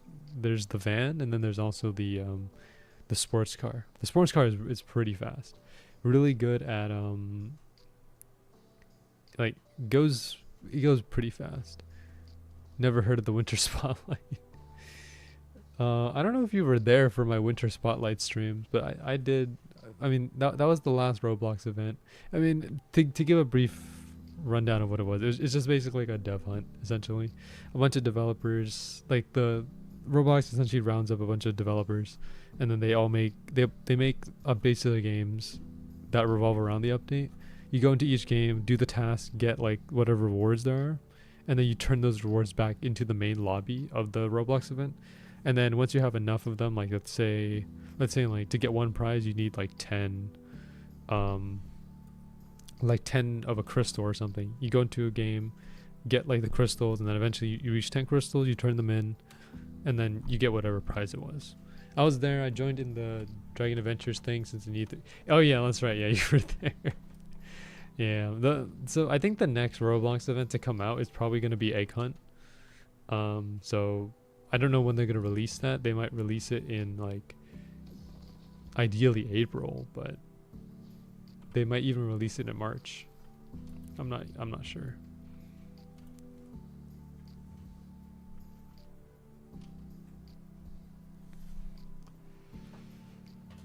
But the good news is that about the egg hunt,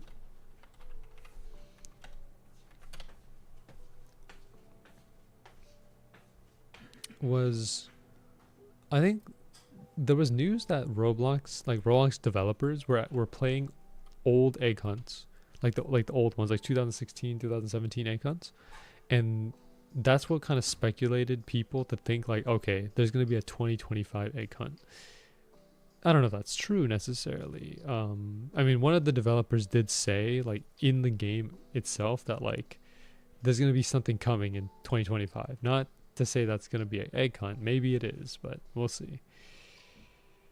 I think me and T-Man agreed on this, but, like, nothing has really topped the Great Yolk-Tales in terms of the egg hunt. The Great Yolk-Tales was, like, one of the greatest egg hunts there's ever been on Roblox.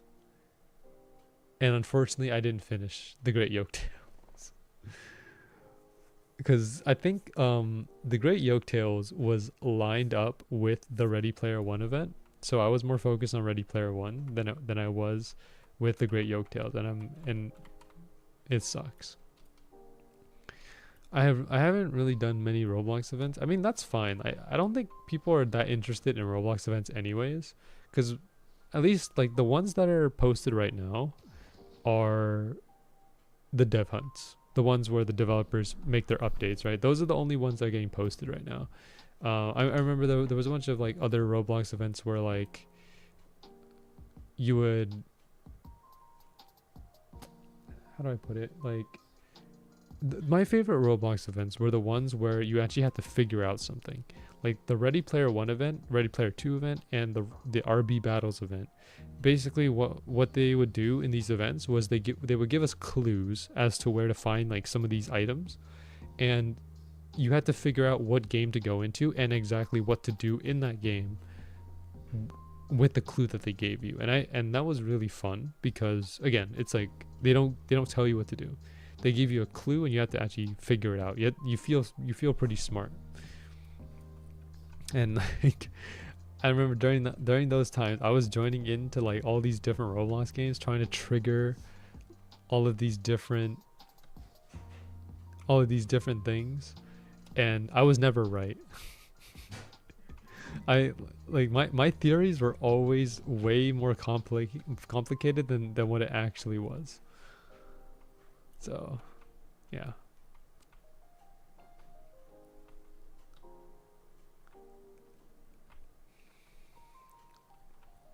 But Josh, if you're ever looking for Roblox games and you happen to find like some kind of detective game on Roblox, let me know. Because as soon as like a good detective game on Roblox gets posted, I'm pretty much hopping on that.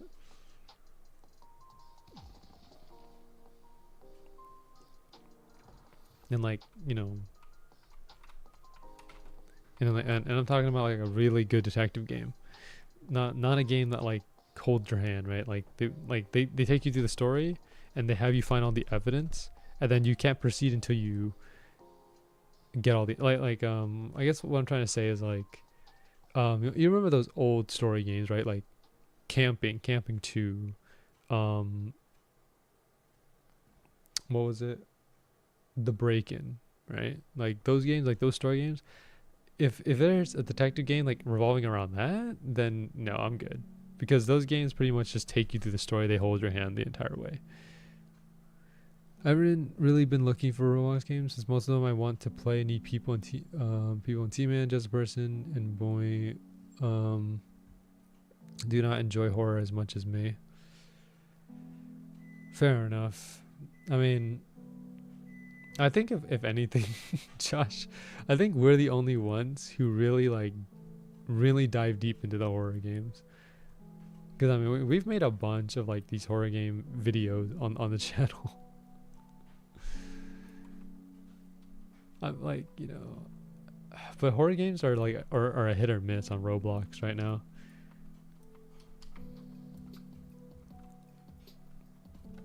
Like some of them are good, some of them are pretty bad.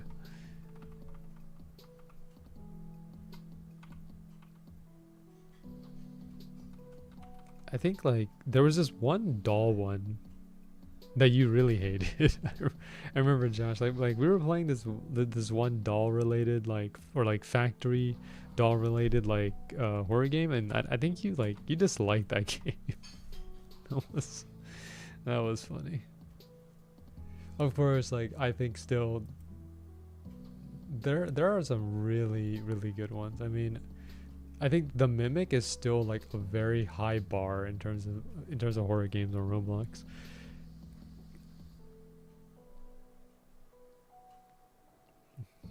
Like The Mimic, and I think it's just because like none of the horror games that we've played, at least the good ones, have really updated. If you remember, like, here, let me pull up the videos here of some of the horror games that we played and name off some of the good ones. Let me see. Like Echoes of Despair was pretty good. Missing Alvaro was fantastic.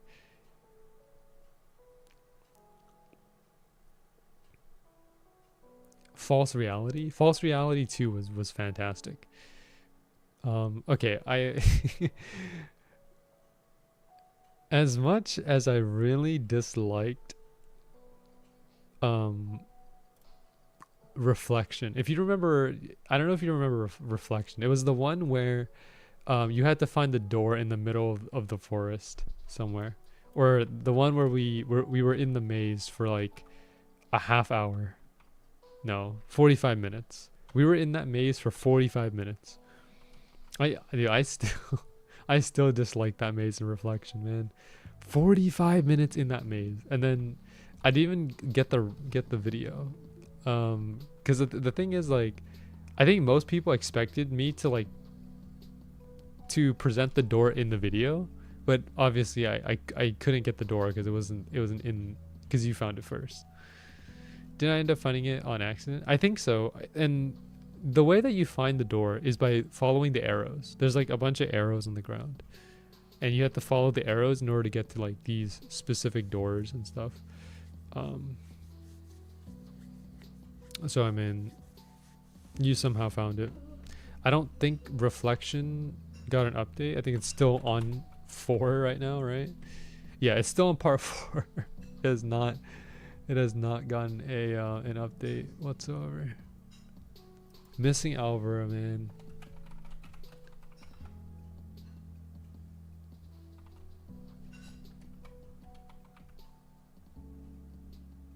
Yeah, I don't think missing Alvaro. Dude, the like to dislike ratio is pretty bad.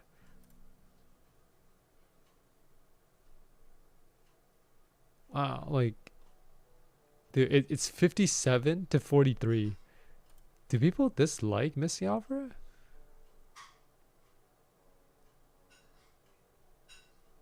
What? Really? 57%? That seems kind of low. Did they change up or rework the game somehow?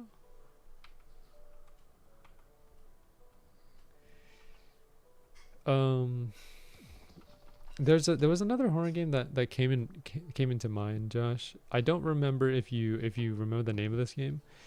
It was the one where the characters had like some kind of owl mask, and like one of the main characters like rips off their owl mask or something. I don't remember what that name was, but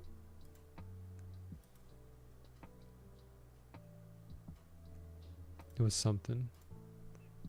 Oh, Trespass. Dude, Trespass also, okay. The name of that game was not Trespass, but Trespass was also very, very good. But Trespass is not updated.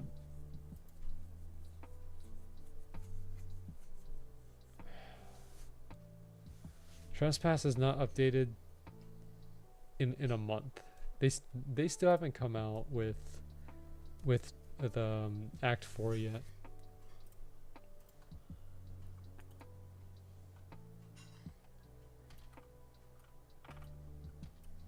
The only horror game I can remember is the one with the weird pig. Oh, I think I know what you're talking about. Yeah.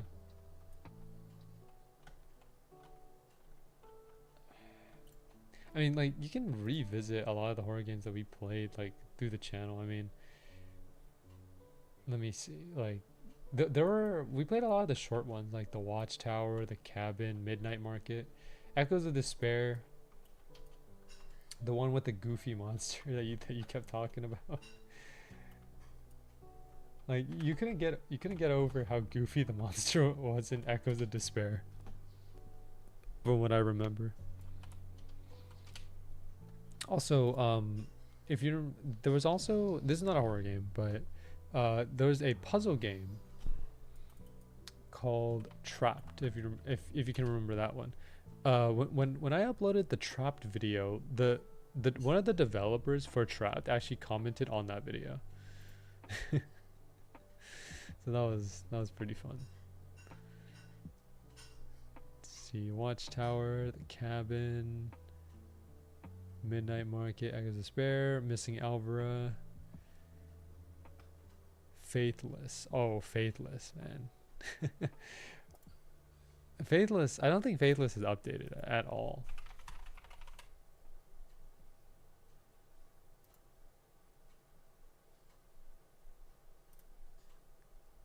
Yeah, chapter 2 only has one ending, and it's the dark ending.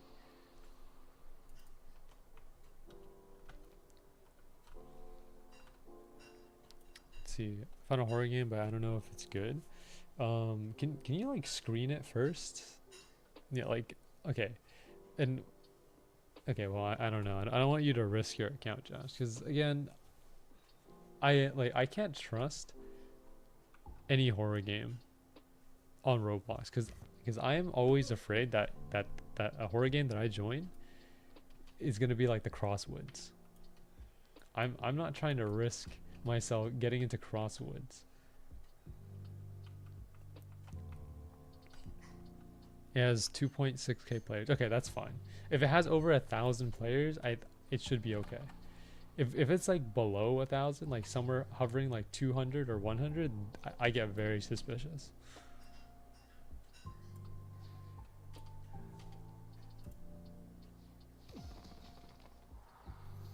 What is it called though?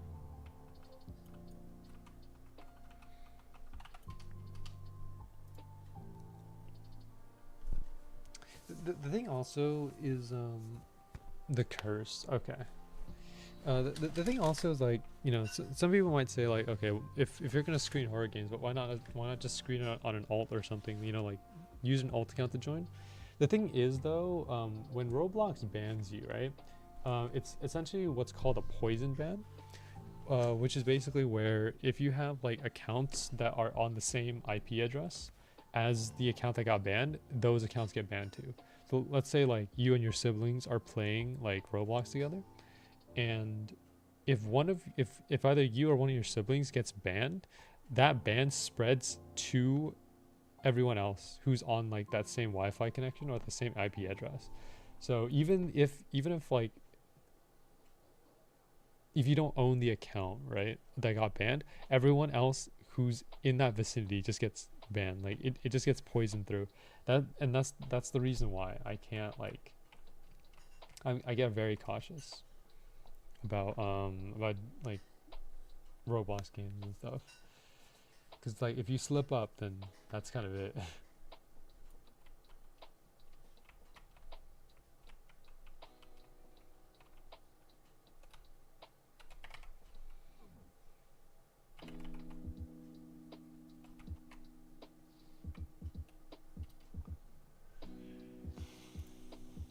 Speaking of like streaming and stuff, BGM, where has BGM been? It's been like, I think it's been like 2 months since I've seen BGM stream. It's been a long time. BGM is probably grinding away at Crystal Collection.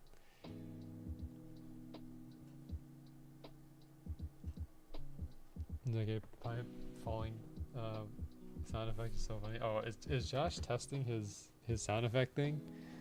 You know, in Blue Lock. Wait, so other people can hear your sound effect too? Oh, that's cool. I bought it too. Oh. So wait, is it a global thing? Like, can other people hear whatever sound effect that you put in? That can get pretty bad. I don't know. I hope that, you know, I hope no one's using any like sus sound effects. So I know some people like who like there are some people out there, if you give them the chance to do something like that, they'll put in like a very sus sound effect, and that ruins the experience for everyone.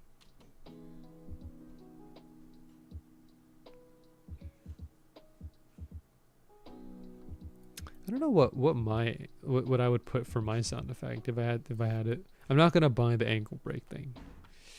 No, thank you.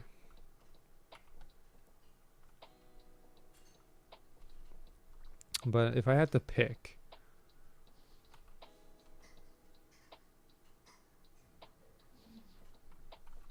what would I put? I honestly don't know. Okay, I have to actually pick up the pace with Viroth here. I'm not getting any credit. What would I pick? I mean, maybe something to have to do with looter. Maybe I could pull something from the looter playlist. The Radiates Looter Energy playlist. Something from there would be pretty interesting.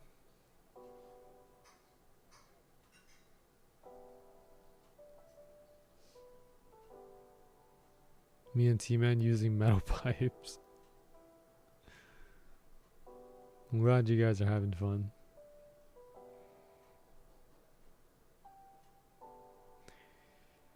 Okay, you know what? Fine. I'll play Blue Lock Rivals after stream ends. We got 7 minutes.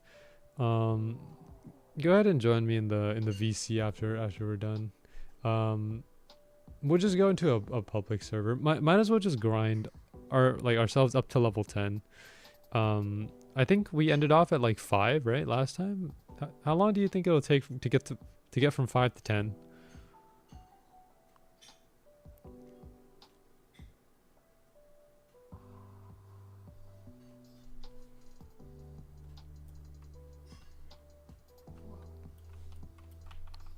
With let's see, with me and Josh, you will get it quicker than we did. Okay.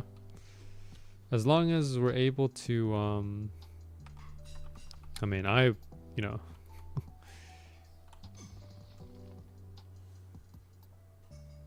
Let me see. Ooh, hopefully, there we go. Hopefully, because I want to be able to use codes. I've said it before, but I really dislike missing out on these codes because there's so many free spins, right? And the fact that I'm missing out on all these free spins, it's so bad. It's really bad. I need to take advantage of these spins. What game you want to play next? I'm gonna play Blue Lock Rivals after stream ends. I'm ending stream in about 5 minutes. Yeah.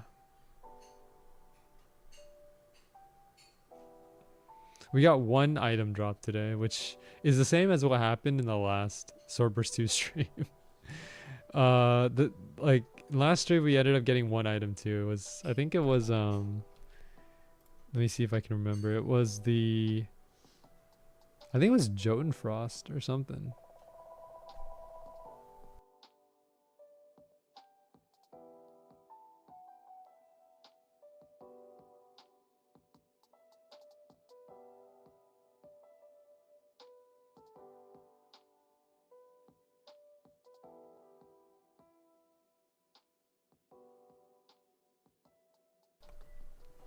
But I think, yeah, so we got Jotun Frost last time and then no. And then we ended up getting Arctic Ignition today. Honestly, dude, I just do not know. I don't know if we're ever going to get this winter event finished in Swordburst. Our luck is so bad. I'm kind of doubting our luck at this point. It's just, man. Don't worry, guys. We'll make it back. Oh, we got Scorch Winter. No way, dude. 2 drops. But Scorch Winter is not one of the drops that we need. You gotta be kidding me, dude. 2 1 in 100, 2 1 in 500 drops. No 1 in 400. That's this is so unfortunate.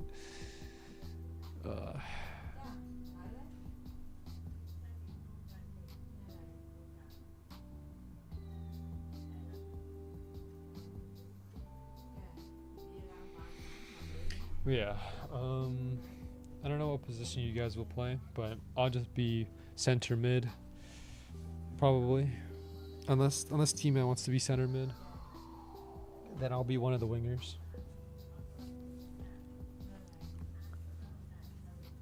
Whatever will. I play center mid usually now since I'm the ultimate defense. All right, I'll leave that position to you then. I'll be one of the wingers. Cause I mean, if we're gonna win these games, we might as well be in the optimal positions. Don't put me as goalkeeper though. I'm gonna miss every block.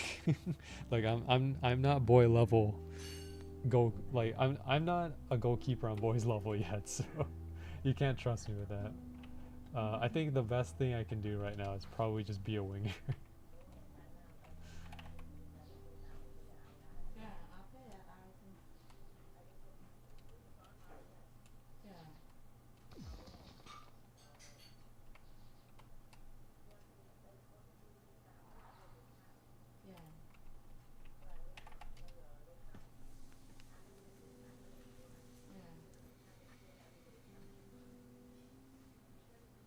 I might talk. Whoa, T-Man voice reveal. Well, I mean, you voice reveal already on the Phasmophobia video.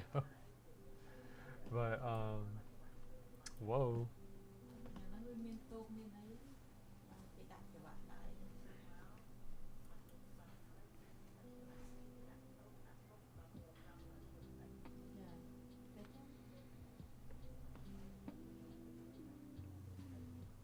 I don't know. I mean, you know, if you're comfortable with it, go ahead. If not, that's fine too. Just whatever you're feeling.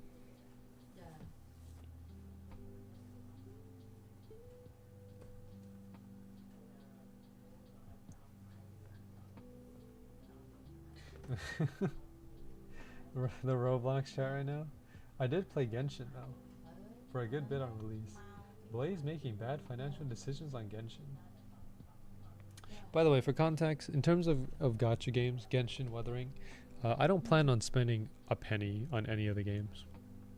On anything. Like, even if like they come out with like a character that resonates with my theme. Like for example, I know like Wuthering recently came out with like a peach blossom skin for Jinsei, and that kind of matches with my theme. I mean, my theme is more cherry blossoms than peach blossoms, but they're still blossoms, right? I have like Wuthering Waves had almost had me slipping there, but I didn't give in. I didn't give in. Yeah, I don't plan to ever give in to like spending anything, whether it's for rolls or for like skins and stuff. I don't plan to do it. It's just I think the moment I would do it, I would feel very like I feel like the moment I spend something, I've given up. Like I feels like I've lost something that I should have just kept holding on to. I don't know how to exactly explain it. It just there's just a feeling of like despair if it just ends up happening. So yeah, all right, we'll do one more Viroth and then we'll call it a stream. One more Viroth.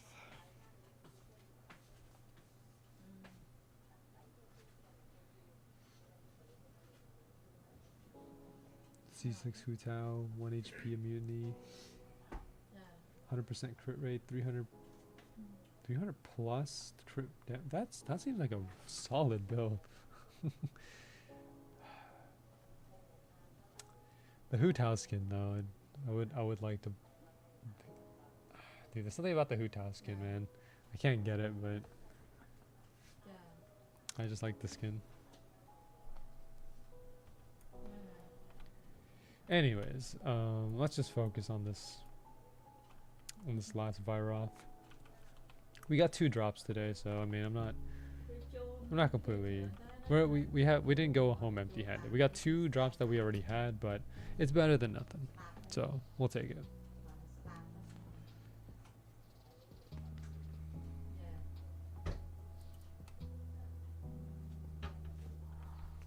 Alright, that's it. Ended off with a small candy bag. Well, okay. Well, if you guys enjoyed today's Roblox stream, Swordburst 2 stream, make sure to like, comment, subscribe. If you want to see some more Swordburst 2, you have any other games you want me to play, make sure to let me know in the comment section, live chat with the Discord server. We'll be back tomorrow with a cloth stream, actually. So today we did Viroth. Tomorrow we're probably going to do cloth, and then maybe, I don't know if next Saturday is going to be any different. We'll see. I'm still kind of hesitant on streaming Swordburst 2 because, you know, we streamed a lot of it during the Spooky Hollow event, but I don't know if I want to continue streaming the winter event. At least not until part 2 comes out. So we'll see. But anyways, that's it for today. Hope you guys enjoyed, and I'll talk to everyone. Well, yeah, I'll see everyone tomorrow. Thanks for tuning in. Catch you guys all later. Thank you.